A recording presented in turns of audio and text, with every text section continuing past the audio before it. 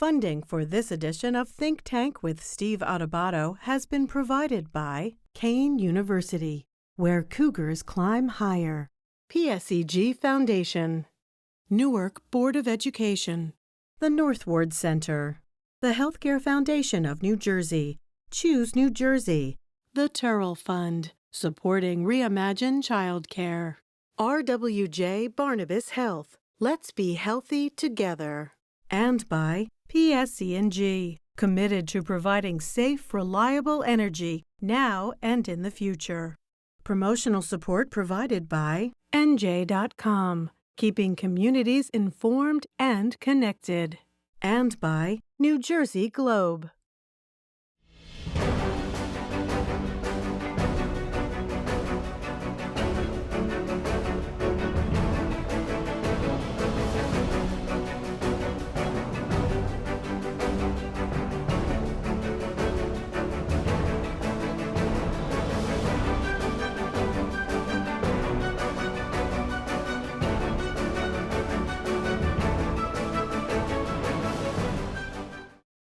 Welcome to a very special edition of Think Tank right here on News 12 Plus. We're joined by Dr. Michael Salvatore, Senior Vice President of Administration at Kean University, our higher ed partner and also co-host of the Kean University podcast, Urban Impact. Good to see you, Doctor. Great to see you. We're about to see an interview that we did with Newark Mayor Ras Baraka, but put in perspective Kean University's commitment to urban matters, if you will, and also the John S. Watson Institute. Tell everyone what the Watson Institute is. Sure. It's a public policy institute that works with the urban mayors of New Jersey to identify issues that they particularly have and kind of work in a synergetic way to find solutions. Kean University has a designation as an urban research higher ed institution. What is it and why is it so important, Doctor? Sure. Kean's current legislative designation is as an urban research university in New Jersey. That's critical because it helps focus our research agenda, particularly in urban communities where we're actually saying a calling to the world, saying, listen, we're not going to just evaluate your systems, but we want to provide the most unique researchers that exist. And those are students that live in those communities that are passionate about the fabric of their upbringing, and this designation is about a calling to the world that, hey, we exist, we're here, and if you want some support from a really diverse perspective of researchers, we got you. Real quick, plug the Urban Impact podcast that you do in cooperation with your colleague, Barbara George Johnson. Plug that real quick. Sure. We just launched our podcast here at Kean University called Urban Impact, and we're exploring a variety of issues from invasive species to sustainability, of course, to education and beyond. I want to thank Dr. Michael Salvatore, the team at Kean University, Dr. Lamont Repillette, the president. And this is part of our Urban Matters initiative. And this is a special edition of Think Tank. Check it out. Hi, everyone. I'm Steve Adubato. We kick off the program, and we are honored that he's with us again, the Honorable Mayor of the great city of Newark, Brick City, Ras Baraka. Mr. Mayor, thank you so much for joining us. Thank you. Glad to be here with you. Always. Mayor, let's jump right into this. The issue of crime, particularly violent crime. We've been doing a lot of programming around that. The statistics in Newark as it relates to violent crime are down. First of all, what are those numbers, particularly around homicides, and why are those numbers what they are, please? Well, just in context, the numbers in Newark are probably now, finding wood to knock on here, are probably as low as they were since John F. Kennedy was the president of the United States. So in actual numbers, when I took office, we were over 100. In fact, crime had increased 4 years straight in a row, and we were over 100. Last year, we had 50. 100 homicides. 100 homicides. Right. Last year, we ended the year with 50. We, at this present moment, are just one up from where we were last year. So, God willing, and things continuing the way they continue, we'll probably hold strong, with a lot of work and a lot of prayer. But Mayor, I'm sorry for interrupting, but in so many urban communities, that isn't the fact. The numbers, forget about the numbers. In terms of people's lives, there is more violent crime, or at least there's a perception of more violent crime. We're right across the river, New York City, other places, Chicago. What is different in Newark? Well, I think the collaboration between police and the kind of ecosystem we created that involves the police of like kind of CVI organizations that they're calling it nationally, that the White House has called it, and other national organizations, community violence intervention groups that are, more than just guys going to talk to people to stop them from shooting each other. And I think at one level that's what people think it is. And it's much more than that. It's hospital-based intervention that involves, hospital professionals. It's social workers and job developers and counseling and outreach workers and high-risk intervention teams that are out there. They have to be funded to do this kind of work, art therapy and all kind of stuff that we do engage. And we work alongside of the police department, not, in spite of the police department, but with the police department. And the police themselves have changed the way they police. And I think the constitutional-based policing, the consent decree and all of that has focused us on more intelligence-based policing, more focused deterrent. So we actually focus on areas and people who are committing crimes and not just throwing a wide net out there, hoping we catch somebody, which was the broken windows thing before, which I think led to a broken strategy that forced us into this consent decree. Real quick, the consent decree the mayor is talking about is the federal government stepping in after a disproportionate number of incidents between the police and the community of Newark, disproportionately affecting African Americans and Hispanics in the city. The numbers are off because something was off. The federal government stepped in. That's where the decree came from, the consent decree. But also in New York City, way back when Mayor Giuliani was the mayor, the broken windows theory was you stop every minor crime, if you will, before it gets worse. That being said, Mayor, shift gears if you could with us.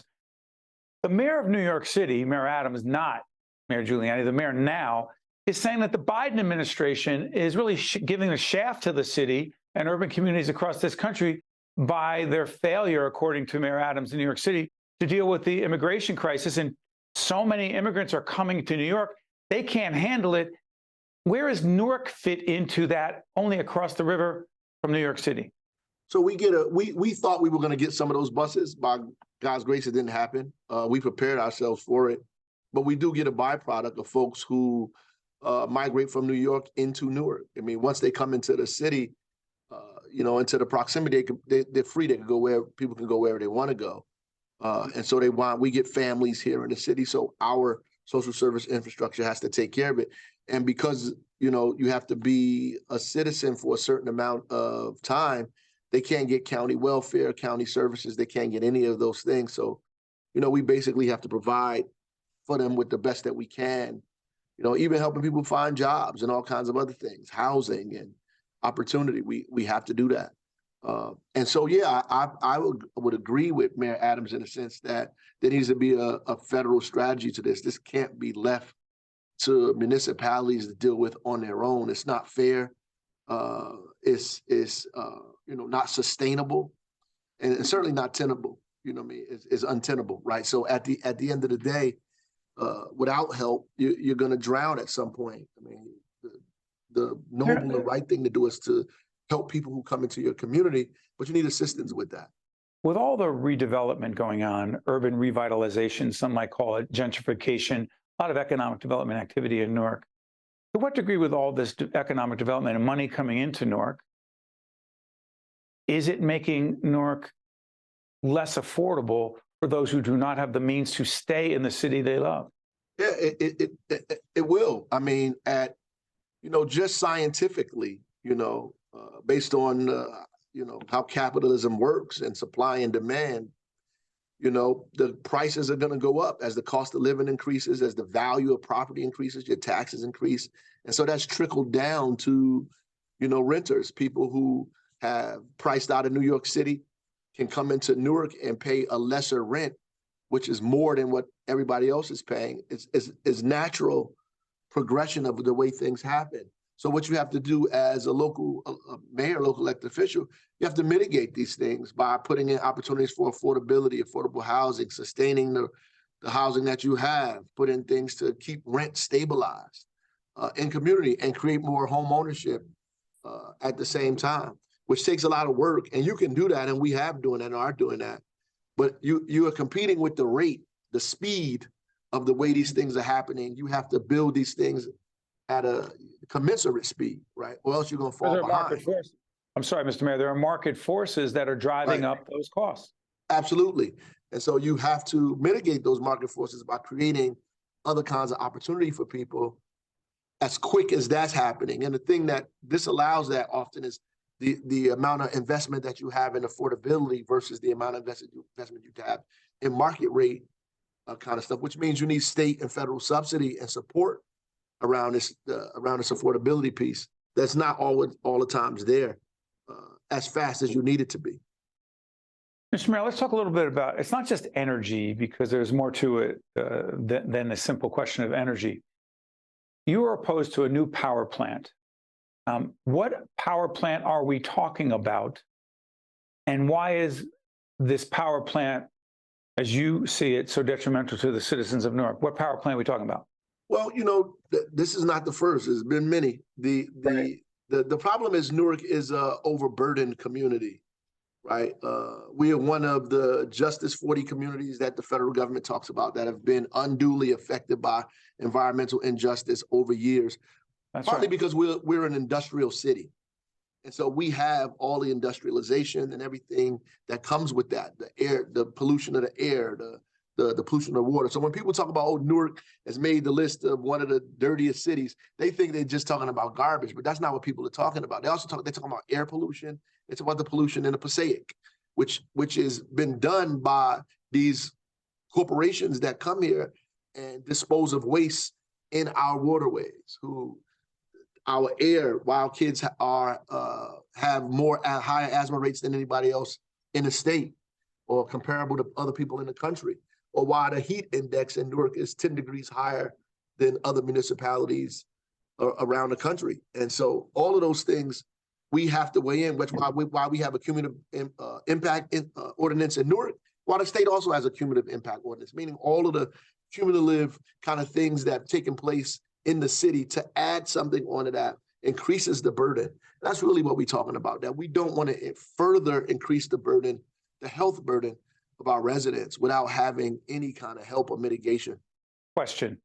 There is a lot of banning of books going on, at least debating about that. Some of your dad, who we were honored to remember in our series, Remember Them, Ras Baraka, an extraordinarily important figure in American history as a poet, as a writer, as a social activist. There are efforts to ban some of his books. As it relates to book banning, what's your greatest concern? Well, you take away young people and everybody's opportunity to learn not just about history, but to take in ideas, right? And figure out what these ideas are and compare them to one another and make decisions about what you believe and what you don't believe. You can't just erase history or erase ideas because you disagree with them, right? You have to allow all of these things to blossom, and then you contend with the ideas. And that's what intelligent people do. And that's what academia is for, to contend with ideas and to debate, because at the center of democracy is debate. If you can't have debate, then you can't have democracy. Civil, meaningful, substantive debate and discussion. Mayor Ras Baraka from the great city of Newark, Brick City. I want to thank you for joining us. Mayor, thank you so much. Thank you. You got it. Stay with us. We'll be right back. To watch more Think Tank with Steve Adubato, find us online and follow us on social media. We're now joined by State Senator Michael Testa of the 1st Legislative District. Senator, thanks for joining us. Thank you for having me again, Steve. Appreciate it.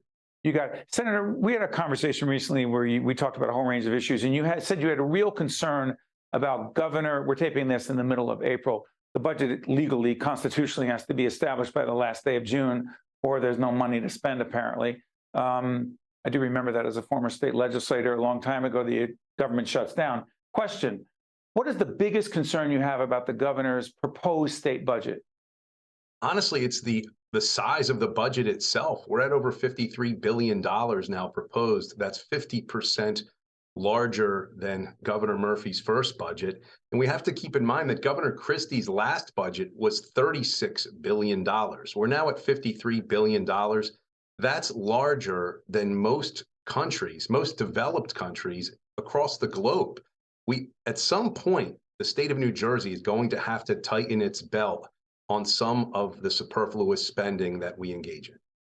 And the federal funding and COVID-related challenges don't influence your thinking on this at all in terms of this increase in the budget? No, and in fact, look, I was the lead attorney in suing the governor regarding the proposed $9.8 billion borrowing that turned into $4.3 billion of borrowing that we deemed was unnecessary because, unfortunately, the state's treasurer, their projections were totally off as to what revenues would be realized by the state of New Jersey. And that's a real problem. And right now we're operating at a $10 billion surplus as well. You got one cut? I'm sorry for interrupting, Senator. Do you have one cut, one piece of fat in the budget that you'd say, you know what, let's not spend that? I mean, one specific piece that I could use is the $12 million French Museum in Jersey City. I'm just perplexed by that when, certain schools in my district are begging for, $500,000. And it's really affecting their ability to operate and offer extracurricular activities. But somehow we have enough money in the budget for a $12 million French museum in Jersey City. And I certainly have nothing against the French. They're a wonderful culture. But I just don't understand the need for that at this point in time when we should really be making sure our children, especially as they're still coming out of that COVID-19 cloud with learning loss and socialization loss, we should be making sure that our schools are at least fully funded to the best of our ability. Quick follow-up on this, Senator. In the previous conversation we had, you talked about real concerns you had about sex education programming. You mentioned we actually did an interview with your colleague, Senator Holly Shapizi, in which she talked about some of that curriculum as well. Please look at our website, find the interview with Senator Shapizi. But I want to be clear. You have said publicly, and you told our producers, you are not in favor of banning any books. I am not in favor of book banning. I find that to be wholly un-American. Maybe it's because, I read too many books as a youngster. And I remember the book Fahrenheit 451, which was all about, burning of books. And I think some of the books that have controversies on both sides of the aisle. Look, there are some great books, Tom Sawyer, you think of, and there are certainly some, horrific language contained in those books. But that's part of our American history. It's a dark part of our American history where words were used much more often than they should have been, or if at all. But that is part of our history, and those books should not be banned by any stretch of the imagination when they are appropriate and age appropriate. Quick follow-up on this. Curriculum having to do with race and race relations. Biggest concern you have about it as it relates to public school education? Because I believe you have expressed some concerns. I have expressed concerns about critical race theory. I don't think that is, valid science. I don't believe that, it's helping race relations in any way. Look, where I went to public school in Vineland, which is a very diverse town. I went to junior high school and high school at a public high school. Vineland Senior High School is where I graduated from in 1994. We knew as a population how to get along. I wasn't feeling guilty because of my background. And, I also think critical race theory doesn't take into account even people like myself. My mother is a first-generation Polish Jew whose parents survived the Holocaust. My grandfather, who ultimately became the mayor of the city of Vineland, didn't speak English until first grade. Came from Italy? Well, his family did. He was actually born here, but they didn't speak English in his house, because they spoke Italian. And, I don't think that critical race theory really takes that into account. And I just have a real issue with that. I think there are many better ways to get along between all of the races. Look, Cumberland County, where I'm from, is one of the most diverse counties in the state of New Jersey. And I can tell you that we get along very well here across populations. And I think that critical race theory is there to make children, feel guilty for being one race and feeling like they've been behind an 8-ball or starting behind the starting line if they are another race. And I don't think that's fair. I'll get off this, Senator, but there's a whole range of folks who believe that not teaching in this fashion denies a critically important and negative part of our American history as it relates to how African Americans have been treated. You say what to that? I think that we should teach actual history as to what has happened. And there has been an awful lot of history that we should highlight. That is a black eye on American history. There is no doubt about it that we have a lot of warts as Americans. Our American history is riddled with them. But guess what? We have to be able to recognize those horrific mistakes, which certainly existed. My family's, coming here by a century or more. And I think we have to recognize those mistakes and do better. That's what we have to do, but we shouldn't be demonizing anybody. Real quick on this.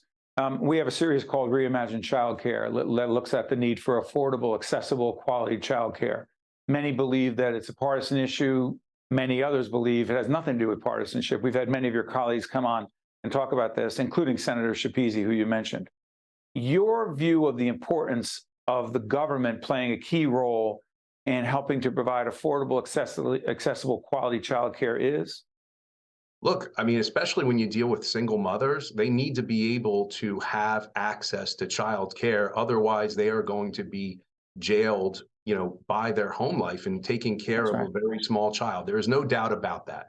So I think of the multitude of single mothers that exist in my district. They need access to health care so that they can better themselves via employment and better themselves via further education to be able to obtain better employment, which will only better their lifestyle and give their child or children a better chance and a start in life. I cannot thank you enough, and we look forward to having you back on to have not just a civil conversation, but an important and substantive one as well. Thank you, Senator Michael Testa from the 1st Legislative District. Thank you, Senator. Thank you for having me. I really appreciate it. You got it. Stay with us. We'll be right back. To watch more Think Tank with Steve Adubato, find us online and follow us on social media. We're now joined by SanDonna Jones, Executive Director of a great organization, Unified Vailsburg Services Organization. SanDonna, good to see you. Great to see you, Steve. Thanks so much for having me on.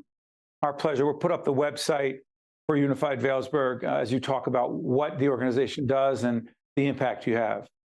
Great. First, Steve, I do have to tell you that it's a bit fortuitous that we're even talking about early childhood education this morning, because my sister was one of the inaugural Adubato scholars when the READY program was in existence. And I have to tell you that overall experience was just transformative for her in her longer term educational journey. So my family knows all too well how important those formative years are and how it kind of acts as a building block to everything else. So I want to thank you and your family for that, first of all. Let me just put that in perspective for those who don't know. My late grandmother, Mildred Adubato, there was a scholarship fund that was set up, and the dollars came from philanthropist Ray Chambers for the Boys and Girls Clubs of Newark, where I was raised in. And my grandfather, my late grandfather, was the first executive director of the Newark Boys Club at the time.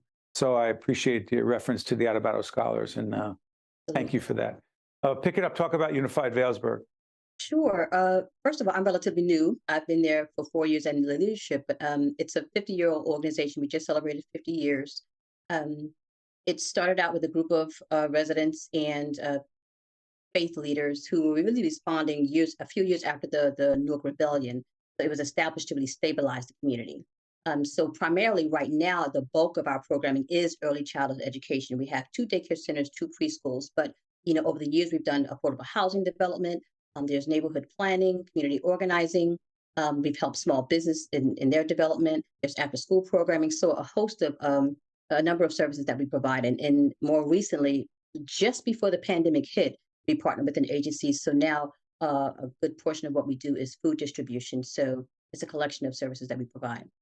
Let's talk about early childhood / childcare. Our initiative, Reimagine Childcare, the website will come up. What would you say, Ms. Jones, the most significant negative impact of the pandemic has been as it relates to early childhood education / childcare?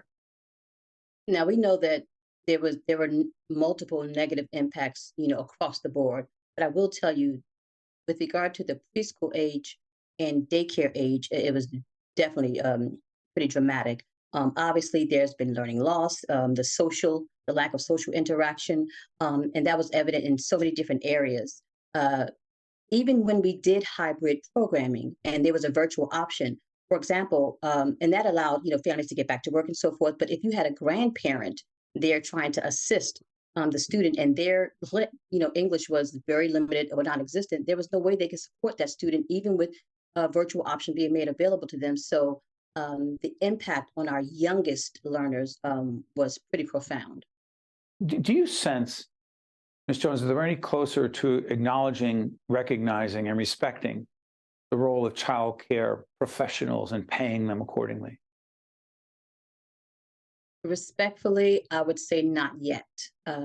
There's a coalition of us who continue to advocate on an ongoing basis. And those of us who are preschool providers, preschool age providers, we're getting closer to parity with regard to those who are in the local school district. However, when it comes to infant toddler programming, those dollars are not yet sufficient to provide what I believe would be more meaningful compensation. And obviously, compensation is a huge part of why they do the job. That they're passionate about the children, but they have families as well and need the livelihood.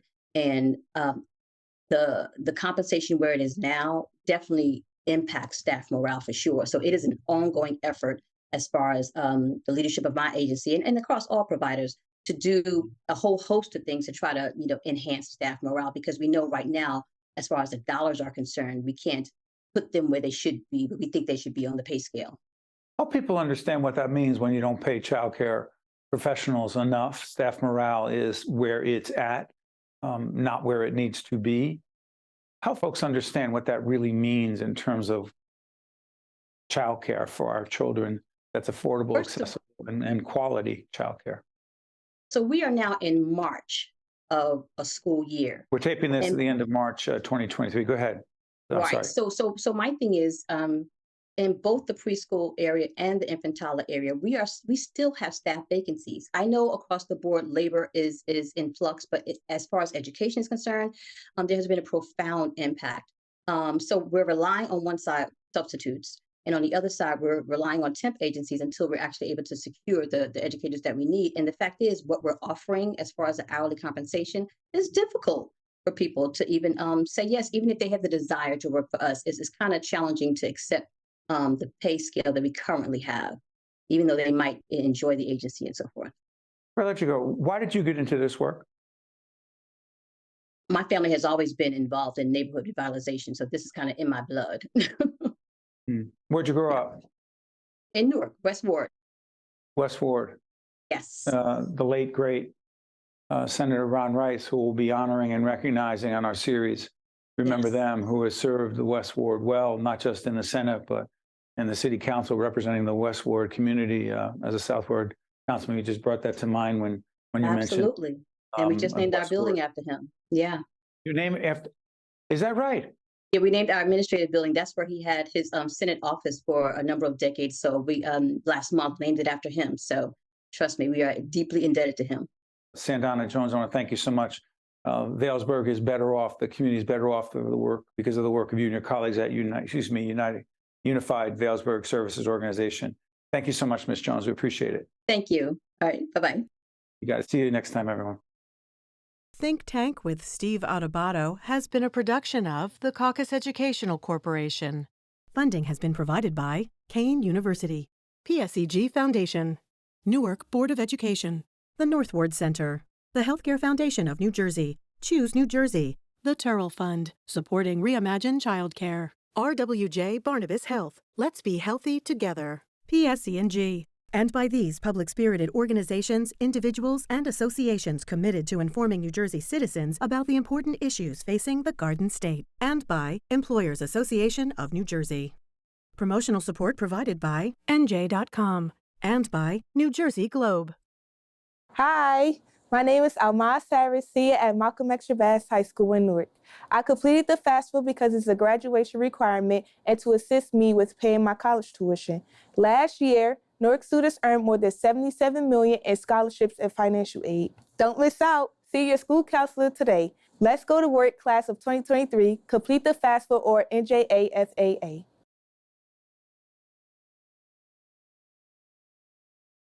Hi, I'm Ira Robbins. At Valley, we believe in helping our local neighborhoods and improving the lives of everyone we serve. We work hard every day to make a difference for our employees, clients, and communities. That's why we're proud to support the programming produced by the Caucus Educational Corporation.